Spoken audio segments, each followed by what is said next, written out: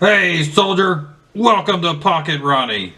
Sit down, pay attention, and conquer your fear of math.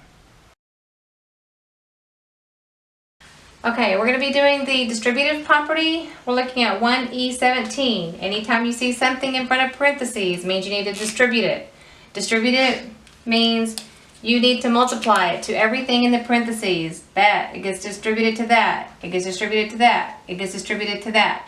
Don't forget, when you're multiplying like terms, when you multiply the same bases, you add your exponents.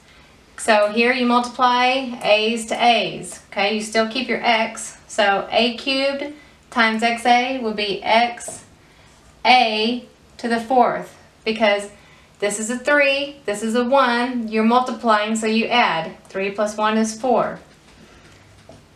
A cubed times 2x squared a. There's no other number, so the 2 stays. No other x's, so the x stays. A's to the a cubed times a to the fourth. Again, that's a 1. Negative, positive times a negative is a negative.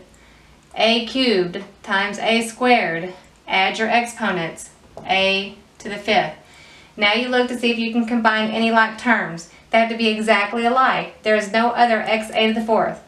There's no other x squared a to the fourth. There's no other a to the fifth. So that will be your final answer. Looking at 1E18, distributing AB to everything in the parentheses. AB times a squared. Well, there's no b's to multiply to, only a's to the a's. A to the first times a squared, a cubed, and then write your b. In Algebra 2, it is best to write everything in alphabetical order. So I'm going to write my a's first, then my b's. A positive times a negative, negative. 4 stays because there's no number here to multiply numbers to numbers. A's to a times a squared. B times b, b squared. Positive times a positive. 2 stay. There's nothing to multiply my a's to, so I have an a there. B times b, b squared. Now let's look to see if we have any exactly like terms. There's no other a cubed b, there's no other a squared b squared, and there's no other ab squared. So this is your final answer. Okay, now we're going to do the opposite of distributing. We're going to factor out. So factoring is reverse distribution. So when you distribute, you're multiplying everything. When you factor, you're dividing out something. So look at 1D15. What is the most we can factor out of each term? The first thing you do is you look at your numbers. You have 56, 49, 28. The most that you can divide out, I believe, is 7. I can divide a 7 out of here, a 7 out of here, and a 7 out of here. Now look at my letters. X, XA, X squared. The most I can take out of every one is an X. When you look at when you have exponents, you can only take the smallest exponent. I can take an X out of here, an X out of here, and an X out of here. So basically I can divide out a 7X out of every one of them. So you write your 7x in the front, and then you write everything that's left in parentheses. So if I divided this by 7x, what do I have left? 56 divided by 7 is 8. X divided by x is 1. So I'm taking out the x.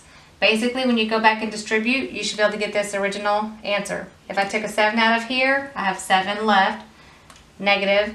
Positive divided by negative is a negative. And if I took an x out of here, I only have a left.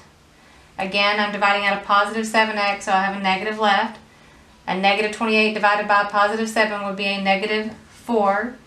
Take out an x out of here, and I should have 1x left. So basically, when I go back and distribute this, I should get the original problem. 7x times 8, 56x. 7x times a negative 7a, negative 49xa.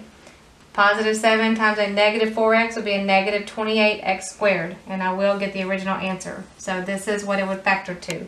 I can't combine any terms in here, so I'll leave it just like that. Now let's look at 1E16.